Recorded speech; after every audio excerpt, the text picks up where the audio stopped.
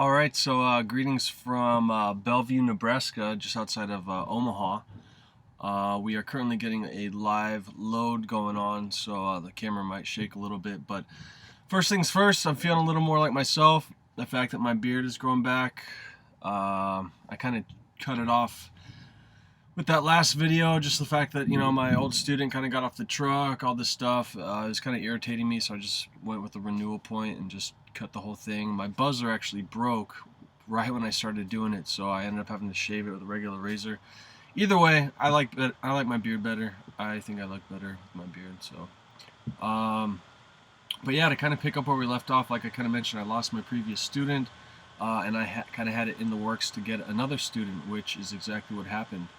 The fact that I've been making these YouTubes and do so much Facebook networking, it's kind of starting to pay off, not just personally, but financially, because now it's giving me opportunities to train people early, because like I've mentioned before, I'm doing the early mentoring, the fact that you usually have to wait the 9 months, but if you know someone, you can train them early, and that's how I met Brett, through these YouTubes. And then my current student, Ishmael, I met him through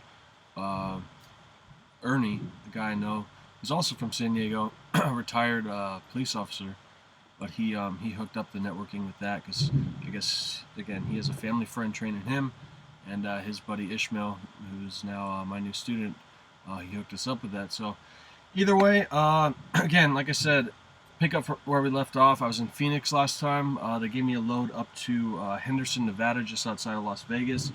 I've mentioned before, my buddy Blake lives in Vegas, so I ended up hanging out with him for a night, which was pretty cool, just hanging out at his place, meeting his dog, seeing the neighbor's dog he was dog sitting for. So that was cool, just kind of laying low, because I mentioned before, Vegas is so pathetic. I was kind of glad to stay off that radar.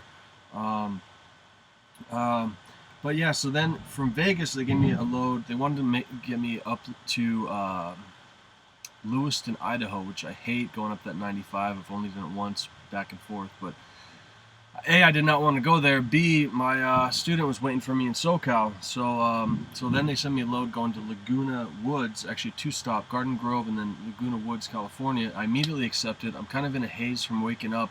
I think the load is already ready to be live loaded, or picked up rather, excuse me. But it wasn't until 5 p.m. So I woke up my buddy Blake. I told him, he drove me to the Walmart, which is where I parked my truck. And I shot over there. Turns out I was a little over 6 hours early. So that was not good. Starting my 14 way too early, that kind of jeopardized a little bit of stuff.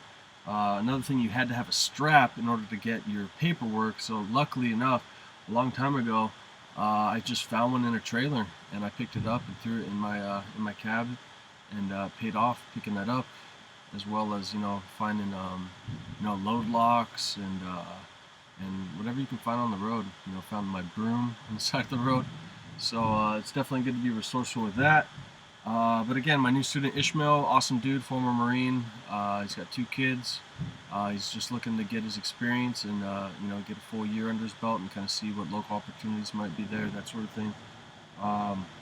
We did, however, once I picked him up, because I told him I was going to be there at 2 p.m. After that delay at the shipper where I screwed up and got there early, I didn't get in until about 10:30, and so he was just kind of hanging out, waiting for me at the terminal, and then I picked him up, and then we ended up shooting over from Fontana to Mir Loma, where we slept in a bit, and then we found out that our next load was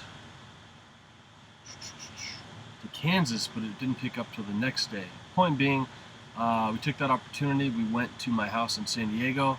My stepdad and mom were making dinner for my sister and 3 stepsisters, so we all went and had some tri-tip and salad and really good corn, and just kind of hanging out and having some family time. I haven't been home since I left Christmas Day at night, and so it was almost 2 months since I was home. And even though it was just a few hours, it was good times. And then I also shot back while we were heading back up. We stopped through Carlsbad where my father and stepmother lived, and saw them just for about 45 minutes. So got to do the family thing. Again, I don't really enjoy being home, because I like being out here on the road, but I got a little bit under my belt, and all is well from that. So other than that, we finally are heading out.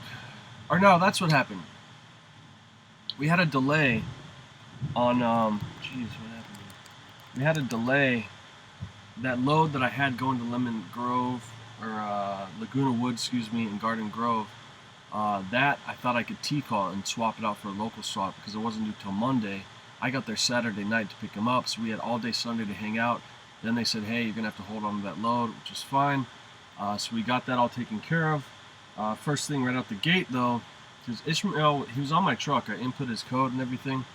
The only thing was when we went out the gate to the security guard and he asked for your driver code, Ishmael gives him his code and he's not on my truck yet. So then I had to drive about 12 miles till we talked to Swift and they got it figured out. They put him on my truck, I pulled over, and then he started driving. So that was a little bit of a rough start for him. Another thing is my dad threw me a little bit of cash, like 50 bucks for my birthday, because I haven't seen him since then, which was January 17th. And getting to those two destinations for that load from Nevada, Laguna Woods and Garden Grove, I had to pay two $23 fines, toll roads, excuse me. So it worked out, I had the cash for it. Swift has already reimbursed me, which has worked out, but it just kind of worked out that I had that much cash. So, but again, after we get that all taken care of, they want us to go to Carson, California, pick up a load going two-stop, Loveland, Colorado, and Ottawa, Kansas, which is pretty good miles, about 1,400 miles. We get to that shipper, horrible delay. Should have been out of there in an hour and a half. It took us nearly 6 hours to finally get that rolling. We did, however, walk to get a burger at this really awesome little burger joint. It was one of the best burgers I've ever had. Double bacon cheeseburger, really good portion on the fries. But so that was the last burger I've had since. Kind of starting to do a little bit of a diet, just kind of, you know, be a little more conscious on the road. You know, some salads, hard-boiled eggs, that sort of thing. But other than that, they did pay me some detention for that that horrible delay at that shipper. I got 64 bucks out of it, which is awesome. I've gotten some other little spiffs here and there for short hauls. You know, either way, my paycheck was way better than I thought it'd be, given the fact that I was kind of not doing too much. I had a day, 2 days off here, a day off there, reset my 34 there. But it was definitely better than I thought it'd be.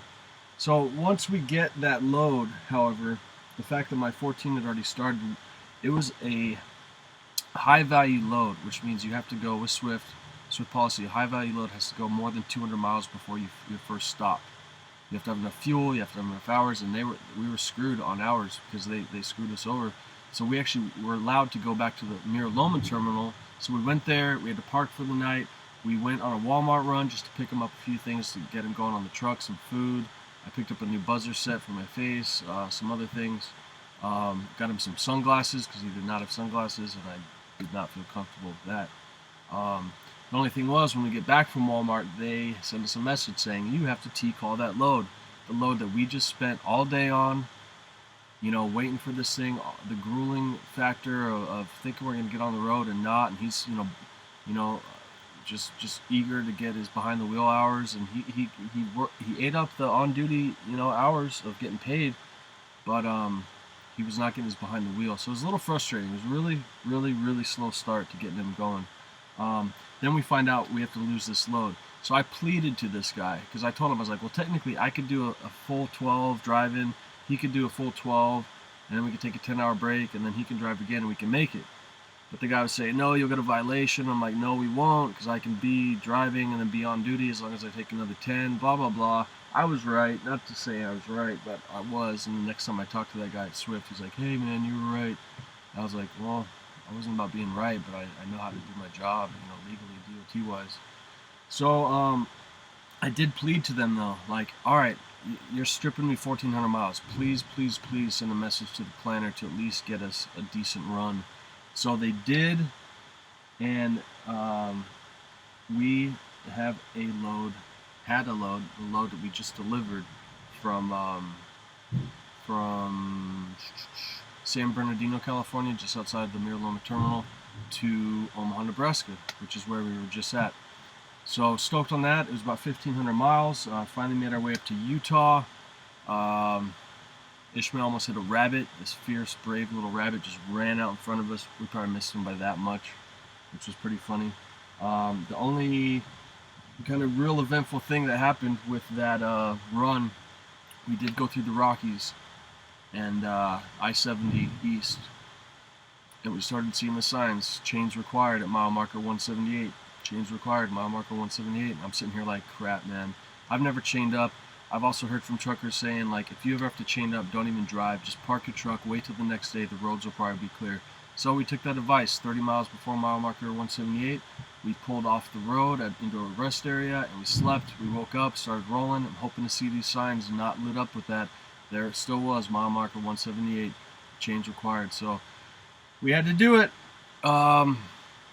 First time I've ever done it. I actually watched a couple of YouTube videos the night before because I knew we might lose reception in the mountains. We didn't, but I watched 2 videos on how to chain up, so I know how to do it.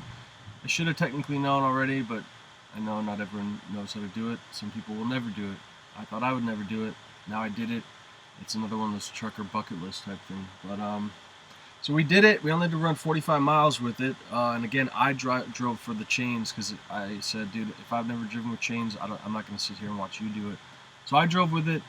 One guy who was kind of walking around, worked for a wrecker service, was kind of checking on people, making sure all was well, getting chained up, and he's like, yeah, you guys can't really go over 25, and I've heard don't go over 30, don't go over 35.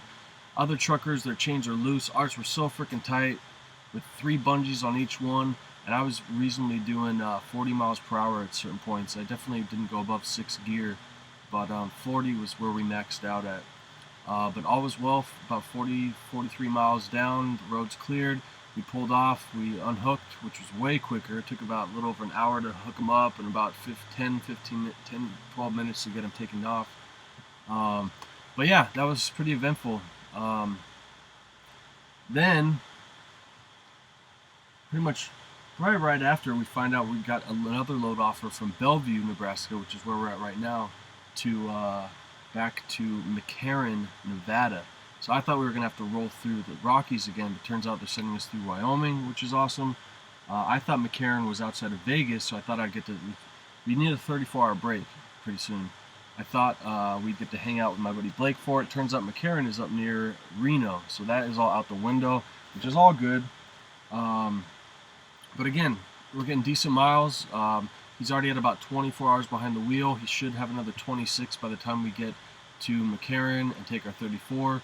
And again, you got to have that 50 hours behind the wheel before you can start teaming. So we should be able to start running as a team truck once we get done with our 34, which should be, I think, Wednesday morning. Because we would get to McCarran on Monday. 34 would start 5 a.m. on Wednesday. So that's pretty much what's going on. I've been having to drive a little bit just to save his hours because it's about 1,425 miles, 1,425 miles out there. He's got 27.5 hours, which is pretty much perfect, but we need a little wiggle room for weather conditions and that sort of thing. So I think I'm going to drive another 2 hours today and then let him take over. But that's pretty much it. So all is going pretty well. The only thing from my end is, now the fact that I'm a mentor, I may have not assessed this enough with Brett, is just to keep that patience. They're here to learn. And it's your job to teach them. You can't expect... I think to myself how many times it took me to reiterate something before I really got it, or a situation having to happen to really get it in your head, not just being told something, but experiencing it. So keeping patience is pretty much key. It's an obvious statement, but it becomes more obvious more and more. And I'm a mentor now, so it's my job to be professional and get things done. But all is going well. I'm doing well with the trip planning and making sure we'll get there on time, and I'll definitely let you know with the next video if all worked out. But last thing I could really mention is the fact that I've mentioned before I pay my mom about $250 a month for Verizon.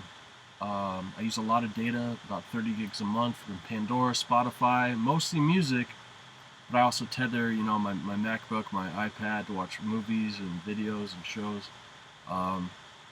And I've been considering doing Sprint.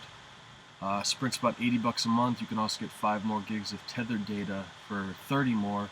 So I already did it. I ordered my iPhone 5S, and I'm going to be paying about $110 a month, but you also get an 18% discount for working at SWFT.